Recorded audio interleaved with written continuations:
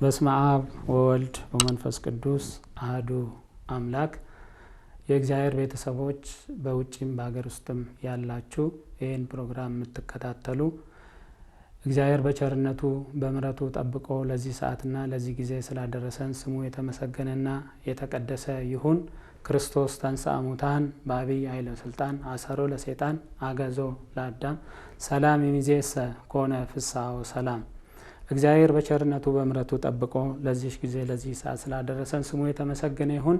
የእመቤታችን የቅድስተ ቅዱሳን የድንግል ማርያም በረከተ ረድኤት በሁላችን ላይ አድሮ ይኑር። የቅዱሳን የጻድቃን የነቢያት የሐዋርያት በረከተ ረድኤት አይለየን። እግዚአብሔር አምላክ በዚህ ጊዜ በዚህ ሰዓት አገናኝቶ እንዲያስተምረን እንዲመክረን የእርሱ ፍቃድ ይሁንልን።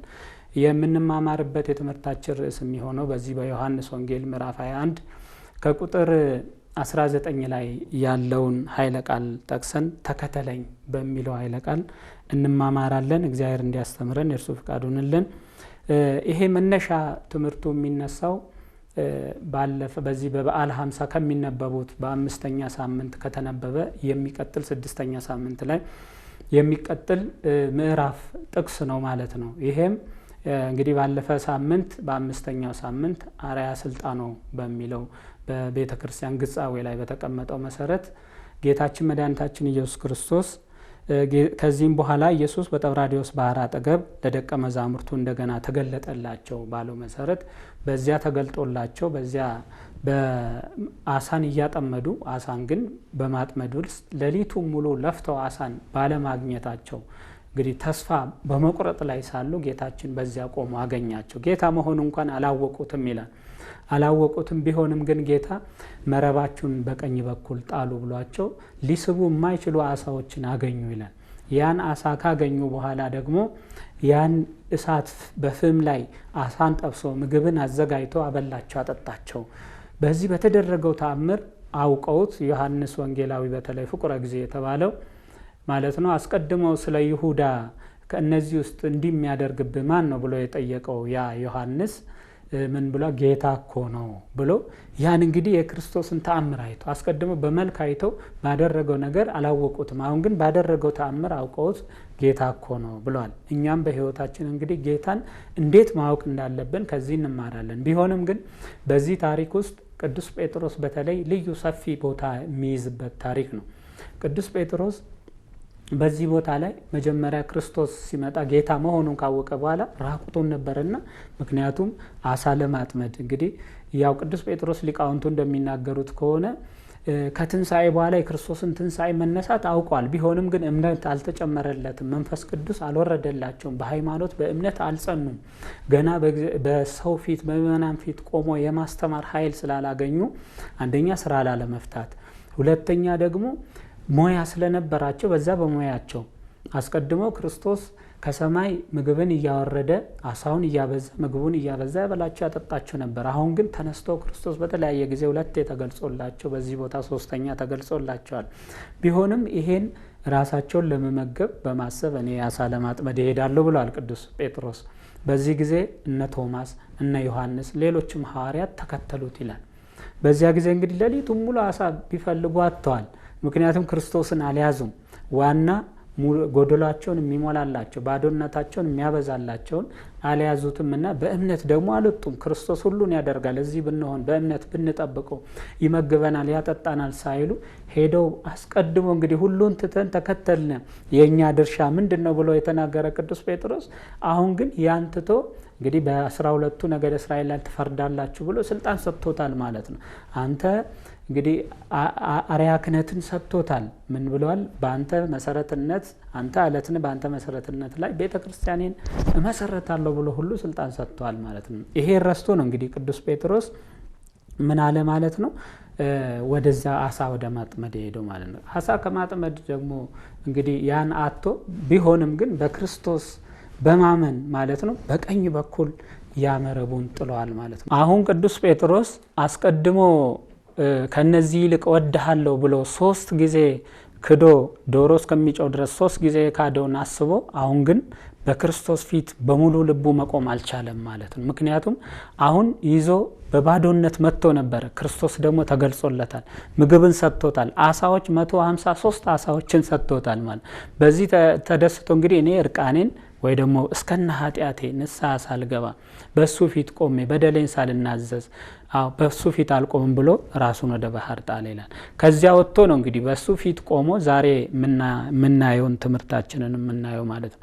ክርስቶስ የሚናገረውን ትምህርትና ከቁጥር ምዕራፍ 21 ከቁጥር 14 ጀምሮ ምን ይላል? ኢየሱስም ከሙታን ከተነሳ በኋላ ለደቀ መዛሙርቱ ሲገለጥላቸው ይህ 3ኛ ጊዜ ነበር ይላል። ምሳም ከበሉ በኋላ ኢየሱስ ስምዖን ጴጥሮስ የዮና ልጅ ስምዖን ሆይ ከነዚህ ይልቅ ትወደኛለህን ብሎ የመጀመሪያውን ጥያቄ ጠየቀው። አሁን እንግዲህ ቅዱስ ጴጥሮስ አሳን አጥምዶ ምግብን በልቷል፣ ክርስቶስ መሆኑን አውቋል፣ በክርስቶስ ፊት ቆሟል። እንደገና ደግሞ ፍቅሩን ለማሳየት እርቃኔን እንኳን በክርስቶስ ፊት አልቆምም ብሎ ልብሱን ለብሶ ነው በክርስቶስ ፊት የቆመ። ክርስቶስ ደግሞ የቀደመ ኃጢአቱን ሳያስብበት በፍቅር እንደውም በዚህ በግሪኩ በአጋፔ ይላል፣ በመለኮታዊ በፍቅሩ በኃያልነቱ ስቦት ማለት ነው። እና ምን አለ? የዮና ልጅ ጴጥሮስ ሆይ ከነዚህ ይልቅ ትወደኛለህን ብሏል። የዮና ልጅ ቅዱስ ጴጥሮስ ግን ምንድነው ያለው? እንደ ቀድሞ ከነዚህ ይልቅ ወድሃለሁ አላለም። የራሱ ትርጉም ቢኖረውም ማለት ነው። ምን አለ? ጌታ ሆይ እንደምወድ አንተ ታውቃለህ። አስቀድሞ ወድሃለሁ ብዬ አንተ በመለኮታዊ ባህሪ ስለምታቅ እኔ 3 ጊዜ እንደምክድ ነግራኝ ነበር፣ ያን አላመንኩም ነበር። አሁን ግን እንደምወድ ማን ታውቃለህ? አንተ ታውቃለህ ብሎ ነግሮታል ማለት ነው። በዚህ የተነሳ ግልገሎቼን አሰማራ ብሎ ስልጣን ከፍተኛ ስልጣን ሰጠው ማለት የቀደመ ኃጢአትን በደልህን መካደን ይቅር ብያለሁ ብሎ ይቅር ብሎታል ማለት ነው። ዳግመኛ 2ኛ ጊዜ የዮና ልጅ ስምዖን ሆይ ትወደኛለህ አለው። አዎ ጌታ ሆይ እንደምወድ አንተ ታውቃለህ አለ። በዚህ የተነሳ ጥቦቶችን ጠብቅ ስልጣን እንግዲህ አያችሁ ስንመለስ ንስሐ ስንገባ ወደ ክርስቶስ ስንመጣ ክርስቶስን ስንይዝ ኃጢአታችን ስናስብ ማለት ይቅርታን ስንፈልግ ክርስቶስ ስልጣን ላይ ስልጣን በረከት ላይ በረከት እንደሚያበዛ አስቀድሞ ግልገሎችን አሰማራለ። አሁን ደግሞ ጥቦቶችን ጠብቃለሁ። 3ኛ ጊዜ የዮና ልጅ ስምዖን ሆይ ትወደኛለህ አለው። 3ኛ ትወደኛለህ ስላለው ጴጥሮስ አዘነ ይላል። ያዘነው አሁን ክርስቶስ ይቅር አይለኝም ብሎ አይደለም፣ አስቀድሞ የሰራውን 3 ጊዜ ክዶታልና ስለምን እንደዚህ ይጠይቀኛል ብሎ ደግሞ ክርስቶስ ደግሞ በዚህ በ3ኛው ጥያቄ ማለት ነው ራሱን ዝቅ አድርጎ ከራሱ ጋር እንደ ወንድም እንደ ቤተሰብ ሆኖ ነው የጠየቀው ጥያቄ ማለት ነው።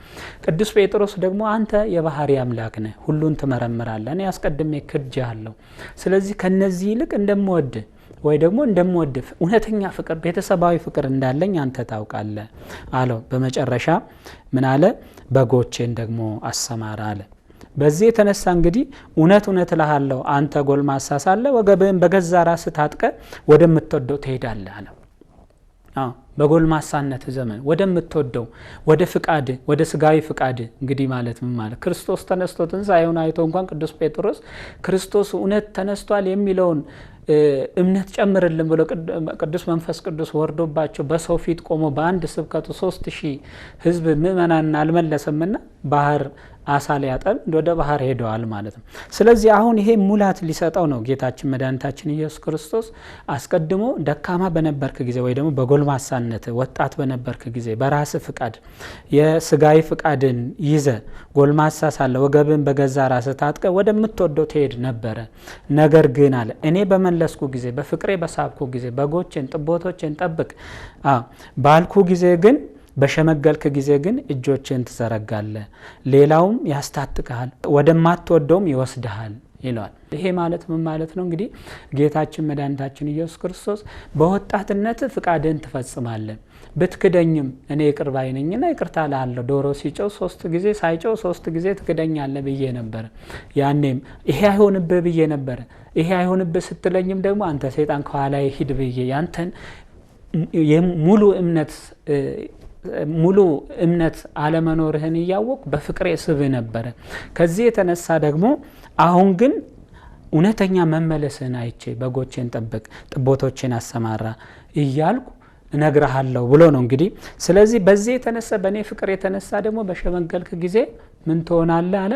በመስቀል ላይ እጆችን ትዘረጋለህ፣ እንደውም እንደ ጌታዬ አትስቀሉኝ፣ አዘቅዝቃችሁ ስቀሉኝ ትላለህ የሚለውን ቃል ሰጠው ማለት ነው። ይህም ብሎ ተከተለኝ አለው። ዋናው የትምህርታችን ርዕስ እንግዲህ ተከተለኝ የሚለው ነው። እንግዲህ ቅዱስ ጴጥሮስ ክርስቶስን እንዴት ባለ አይነት ነው የተከተለው የሚለው ነው። አስቀድሞ ቅዱስ ጴጥሮስ በድካም ውስጥ ነበረ። እምነቱ ሙሉ ስላልሆነ ከአሳ አጥማጅነት ክርስቶስ ና የሰው ልጅ ታጠምዳለህ ብሎት መረጠው። እንደገና አንተ አለት ነህ፣ በአንተ አለትነት ቤተ ክርስቲያንን መሰረታለሁ አለ። ይሄ የአባቴ ባህሪ ነው የገለጸልህ ብለህ ሁሉ መሰከረለት። በሰው ፊት ለፊት ሹመት ሰጠው ማለት ነው። ቢሆንም ግን ቅዱስ ጴጥሮስ 3 ጊዜ ካደው፣ እሱም ይቅርታን ጠይቋል። በዚህ የተነሳ ጌታችን መድኃኒታችን ኢየሱስ ክርስቶስ እንግዲህ ቅዱስ ጴጥሮስን በምን እንደሚሞት ማለት ነው እንዴት እንደመረጠው አሳይቶታል። ስለዚህ በምን መሞት እንዳለበት ደግሞ ከነገረ በኋላ ተከተለኝ፣ ሙሉ ሐሳብህን ጣል፣ አስቀድሞ ድካምህን ተው፣ እኔ ኃያል አደርጋለሁ፣ የዓለም መምህር አደርጋለሁ፣ ሊቀ ካህናት ማለት የሐዋርያት ሊቅ አደርጋለሁ፣ ፓትርያርክ አደርጋለሁ ብሎ ሾሞታል። በጎቹ እንዲጠብቅ፣ ጥቦቶቹን እንዲያሰማራ ማለት ነው። ይሄን ስልጣን በፍቅሩ ነው ስቦ የሰጠው ማለት ነው። እና በዚህ የተነሳ እንግዲህ እኛ ወደ ራሳችን ህይወት ወደ ክህነት ህይወት አምጥተን ደግሞ የቅዱስ ጴጥሮስን ታሪክ ማየት አለብን ማለት ነው። በቤተ ክርስቲያናችን እንግዲህ እውነተኛ እረኛ መለኪያው ምንድነው? እውነተኛ ካህን ምን ማድረግ አለበት የሚለውን ማየት አለብን ማለት። ቅዱስ ጴጥሮስ እንግዲህ አስቀድሞ ከድካም ወደ ኃይል መጥቷል። ካለ መመረጥ ወደ መመረጥ መጥቷል። ከአሳ ማጥመድ ሰውን ወደ ማጥመድ መጥቷል። ካህናትም በተለያየ አይነት በትምህርት ሊሆን ይችላል፣ በእውቀት ሊሆን ይችላል፣ ራሳችን አብቅተን ሊሆን ይችላል፣ እግዚአብሔር መርጦን ሊሆን ይችላል። ወደ ቤተ ክርስቲያን ወደ አገልግሎት መጥተናል። ስለዚህ ወደ አገልግሎት ስንመጣ ደግሞ እንደ ቅዱስ ጴጥሮስ ብንወድቅም ክርስቶስ በፍቅሩ ይስበናል፣ ያነሳናል። ነገር ግን እንደ ቅዱስ ጴጥሮስ ደግሞ እስከ ሞት ድረስ ልንከተለው ይገባል። ክርስቶስ ተከተለኝ ነው። ለዛ ነው ሁሉን ተከተልን። እንደውም ድርሻችን ምንድነው ብሏል ቅዱስ እግዚአብሔር ደግሞ እግዚእነ ኢየሱስ ክርስቶስ ምን ብሎታል? በመጨረሻ ጊዜ በ12ቱ ነገደ እስራኤል ላይ በ12ቱ ወንበር ላይ ሆናችሁ ትፈርዳላችሁ ብሏል። ስለዚህ ትልቅ ስልጣን ሰጥቶታል ማለት ነው። ለነዚህ ለበጎቹ ለ12ቱ ሐዋርያት፣ ለቀሩት 10 ሐዋርያት፣ ለ72ቱ አርድእት፣ ለ36ቱ ቅዱሳን አንስት አባት አርጌ ሾሜያለሁ። እኛ ካህናት እንግዲህ ለምእመናኑ አባቶች ነን፣ ለበጎቹ አባቶች ነን፣ ለጥቦቶቹ አባቶች ነን። ስለዚህ ለህፃናቱ፣ ለወጣቶቹ፣ ለአረጋውያኑ አባቶች እስከሆነ ድረስ እንደ ቅዱስ ጴጥሮስ በእምነት ተፈትነን ልናልፍ ይገባል። ክርስቶስን በእምነት ልንከተል ይገባል ማለት ነው። ስለዚህ ዋና መልእክት መሆን ያለበት እውነተኛ አገልጋይ እንደ ቅዱስ ጴጥሮስ ፈተናን የሚያልፍ መሆን አለበት፣ ሲወድቅ የሚነሳ መሆን አለበት ማለት ነው እንጂ በወደቀው እዛው የሚቀር መሆን የለበትም ማለት ነው። እና ካህናት አባቶች እንግዲህ ይሄን መያዝ አለባቸው ማለት ነው። ቅዱስ ጴጥሮስ እንግዲህ መጀመሪያ ሲጠይቀው ቅዱስ ጴጥሮስን ጌታችን እንደ እውቀት አለ አላለው፣ ስልጣን አለ አላለው፣ ታምራት ታደርጋለህ አላለው፣ ከነዚህ ይልቅ ትወደኛለህ ነው ያለው ማለት ነው። ስለዚህ እኛ በእውቀታችን ልንመካ አይገባም። ካህናት፣ በተለይ የቤተ ክርስቲያን አገልጋዮች፣ ወንጌላውያን ሁላችንም እንደየስልጣናችን ከሊቅ እስከ ደቂቅ ማለት ነው በስልጣናችን በእውቀታችን ልንመካ አይገባም ማለት ነው። እንደ ቅዱስ ጴጥሮስ ጌታ የሚፈልገው ከኛ የመጀመሪያ ፍቅር ነው። ከነዚህ ይልቅ ትወደኛለህ፣ ከያስከው ከስልጣን ይልቅ፣ ከወገን ይልቅ፣ ከዘር ይልቅ፣ ከቋንቋ ይልቅ፣ ከዚህ ከአጠቃላይ በስልጣን ብዙ ነገር ይደረጋል ማለት ከነዚህ ሁሉ ይልቅ ትወደኛለህ ነው የመጀመሪያ። ብንወደው መከተል አለብን። ከዚያ መጨረሻ ተከተለኝ ነው ያለው። እነዚህን ሁሉ ትተህ አንተ በፍቅር ብቻ ተከተለኝ፣ በፍቅሬ ሁሉን አደርግልሃለሁ ብለዋል ማለት ነው። ቅዱስ ዮሐንስ በወንጌሉ ላይ ምዕራፍ 10 ከቁጥር 11 ላይ መልካም እረኛ ነፍሱን ለበጎቹ አሳልፎ ይሰጣል ይላል። መልካም እረኛ እሱ ነው። ምክንያቱም በጎቹን የሚያሰማራ ጥቦቶቹን የሚጠብቅ እንደዚህ አይነት እረኛ ነው የሚያስፈልገው በዚህ ዘመን ለቤተ ክርስቲያን ማለት ነው። ስለ በጎቹ ድምጹን የሚሰሙ ስለ በጎቹ ደግሞ ሕይወቱን የሚሰጥ እረኛ ያስፈልጋል፣ ካህን ያስፈልጋል፣ መምህር ያስፈልጋል ማለት ነው። እና በዚህ ልክ ቅዱስ ጴጥሮስን አብነት አድርገን አሁን ያለን በቤተ ክርስቲያን የምናገለግል ካህናት አርያ ክህነት ሊኖረን ይገባል ማለት ነው። ክህነታችንን እግዚአብሔርን ደስ የሚያሰኝ ምእመናንን የሚያስደስት ምክንያቱም በጎች እኛን አይተው ነው። ምክንያቱም ክርስቶስ ምን ብሏል? በጎቼ ድምፄን ይሰማሉ ብሏል። እኔ ፊት እሄዳለሁ ይከተሉኝማል። ስለዚህ በጎቻችን ድምጾቻችንን መስማት አለባቸው ማለት ነው። ድምጻችንን ሰምተው ደግሞ እኛ የምንለውን መፈጸም አለባቸው። ቤተ ክርስቲያን የምታዘውን መፈጸም አለባቸው። ሕገ ቤተ ክርስቲያንን መፈጸም አለባቸው ማለት ነው። በሕገ ቤተ ክርስቲያን መመራት አለባቸው። ሕፃናት በቤተ ክርስቲያን ትምህርት በታሪክ ማሳደግ አለብን ካህናት ማለት ነው። ወጣቶችን ደግሞ በሚገባቸው ትምህርት በተለይ በዚህ በዘመናዊ ደግሞ ማለት ነው በዘመናዊ በሚዲያው እንዳይጠፉ በእውቀት በክተን የወጣቶችን ፍላጎት አውቀን ቀርበናቸው ተረድተናቸው እንደ ቅዱስ ጴጥሮስ ማለት ነው። ስለዚህ ሁሉን ትቶ በመከተል ማለት ነው። የክርስቶስን ፍቅር በማየት ማለት ነው። መመለስ እንባችንን አውጥተን በማልቀስ ማለት ነው። ብንወድቅ እንኳን ኃጢአት ውስጥ እንኳን ብንሆን ማለት ነው። በዚህ ዘመን በጎቹ ቀድመውናል።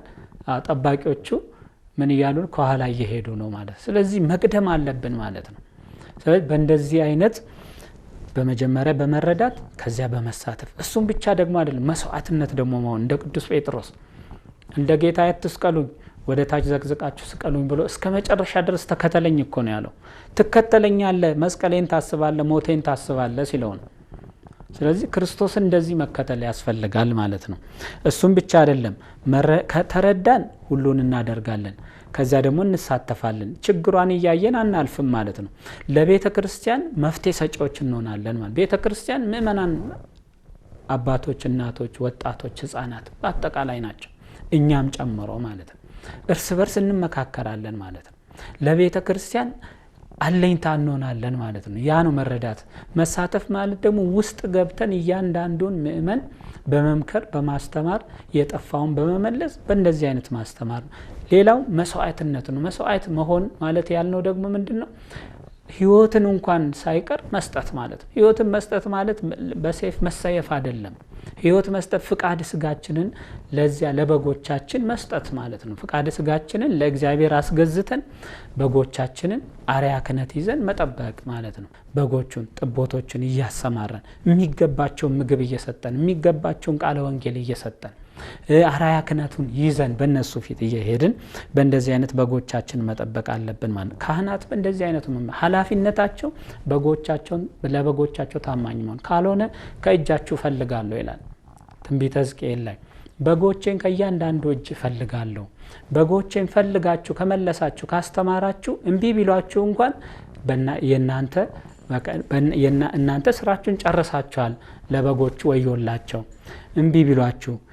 እንደገና ደግሞ እናንተ ባትመልሷቸው ደግሞ በጎቹን እኔ መልሳቸዋለሁ፣ ለእናንተ ግን ወዮላችሁ ብሏል ጌታችን መድኃኒታችን ኢየሱስ ክርስቶስ ማለት ነው።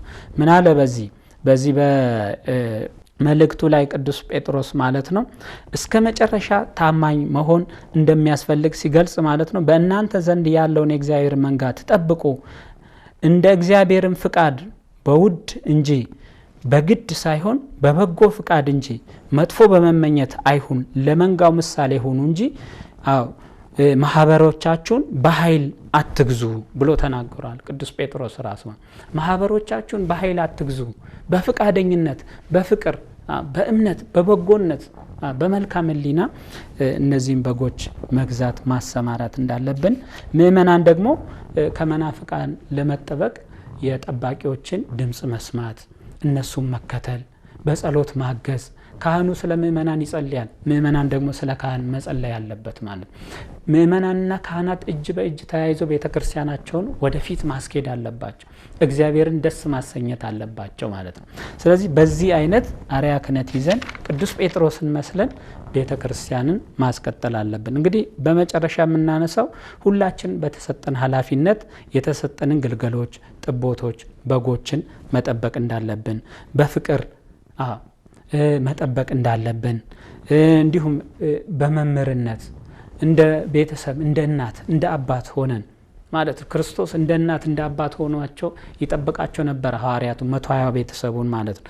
እኛም እንደዚህ እንደ መሪ ሆነን ልንጠብቃቸው ይገባናል። የካህናት ኃላፊነት በአጠቃላይ ቃለ እግዚአብሔርን መመገብ፣ ስለ ህዝቡ መማለድ፣ አርአያ መሆን ለህዝቡ ማለት ነው። ከዚያ በኋላ ምእመናን ድርሻ በጸሎት ካህናትን ማሰብ፣ ታዛዥ መሆን፣ የጠባቂያቸውን ፈለግ መከተል። ምክንያቱም ሐዋርያት የጌታን ፈለግ ተከትሏል። ምክንያቱም ፈለግ ማለት መከራውን፣ ውጣውረዱን ከስደቱ ጀምሮ ከልደቱ ጀምሮ መከራ መቀበል፣ በተለይ 3 ዓመት ከ3 ወር ከነሱ ጋር ባደረበት አድረው በዋለበት ውለው በጥፊ ሲመታ ሲወገር መከራ ሲቀበል ያን ሁሉ አይተዋል። ያን ሁሉ ያዩት ሐዋርያት ደግሞ በተለያየ አይነት እስከ መጨረሻ ተከትለውታል። ቅዱስ ጴጥሮስ እንደ ጌታ አትስቀሉኝ፣ ወደ ታች ዘግዝቃችሁ ስቀሉኝ ብሏል። ኃይል አግኝቶ ጌታ ሆይ እምነትን ጨምርልን ብሏልና እምነት ተጨምሮላቸው መንፈስ ቅዱስ ወርዶላቸው በሰው ፊት ቆሞ በአንድ ስብከቱ 3000 ምእመናንን መልሰዋል። እሱም ብቻ አይደለም፣ በመስቀል ላይ ሞቷል። እነ ቅዱስ ጳውሎስ በሰይፍ ተሰይፏል። ሌሎችም ሐዋርያት ማለት ነው። ሌሎቹ ሰውነታቸውን ለሰይፍ ሰጥተው ለእሳት ሰጥተው ማለት በእንደዚህ አይነት በመከተል ያን እንግዲህ የክህነታቸውን ኃላፊነት ተወጥተዋል። አሁንም በቤተ ክርስቲያን ያለን ካህናት አባቶች፣ እንዲሁም ደግሞ መምህራን ሁላችንም በየደረጃችን ቤተ ክርስቲያንን የምንጠብቀው ቤተ ክርስቲያን የተባሉ በጎቹን፣ ቤተ ክርስቲያን የተባሉ ጥቦቶቹን እነዚህን የምናሰማራበት ምንድነው አርአያ ክህነት ሊኖረን ይገባል ማለት ነው። አሁን ዘመኑ በጣም የሰፋ ነው። ምክንያቱም ቴክኖሎጂው የበዛ ነው። አቡነ ሽኑዳ ምን ይላሉ? በረከታቸው ይደርብንና ሃይማኖትን እንደ አባቶቻችሁ ዘመንን ደግሞ እንደ ዘመናችሁ ዘመኑን የዋጀን መሆን አለብን ማለት በጎቻችንን ለመጠበቅ። ዘመኑን ካልዋጀን በጎቻችን ከኛ አልፎ ይሄዳሉ፣ መቆጣጠር አንችልም ማለት ነው።